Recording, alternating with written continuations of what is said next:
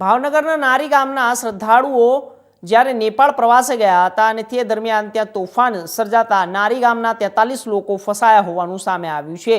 સ્થાનિક આગેવાનો અને રાજકીય નેતાઓને જાણ કરાતા વિડીયો કોલ મારફતે વાત કરીને આશ્વાસન આપ્યું કે તેમને વહેલી તકે સહી સલામત પરત લાવવામાં આવશે। જ્યારે પરિવારજનો દ્વારા જણાવેલ કે ત્યાં મોબાઈલ નેટવર્ક બંધ હોવાના કારણે ત્યાંની હોટલના વાઈફાઈ દ્વારા વિડીયો કોલમાં વાત કરી પોતાના પરિવારને જનોને ચિંતાના માહોલમાં છે। ત્યારે ગુજરાત સરકાર અને ભારત સરકારને અપીલ કરે કે નારી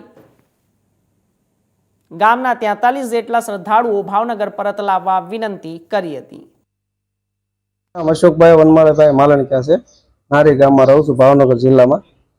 તો અહીંથી મા ટૂર યાત્રામાં અમારા બધા મારા પપ્પા મમ્મી મોટા પપ્પા મોટા બા કાકા કાકી એમ કરીને 10-15 જણા અહીંથી ગયેલા છે।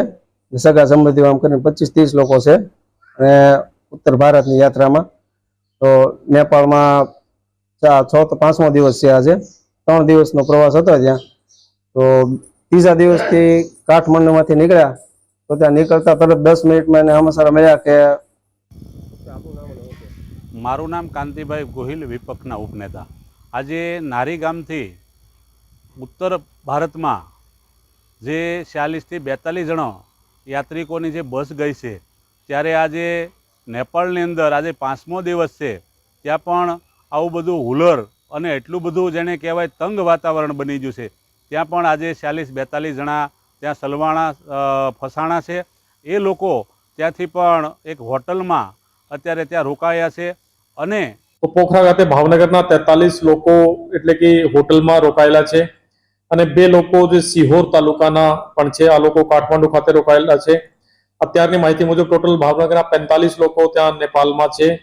અને હું જાતે કાલ રાત્રે એને જે 43 લોકો છે એના પ્રતિનિધિ જે પોખરા ખાતે રોકાયેલા છે એની સાથે વાત મારી થઈ હતી। ત્યાં તમામ લોકો સુરક્ષિત છે અને આજે એનાથી સંપર્ક કરવાનો પણ કોશિશ અમે લોકો કરી રહ્યા છે, પણ કદાચ નેટવર્ક બંધ છે એના લીધે વાત થઈ શકતી નથી। અમે લોકો આ માહિતી ઉપર ગાંધીનગર અને બનાસકાંઠાના સરહદી વિસ્તારમાં ભારે વરસાદના પગલે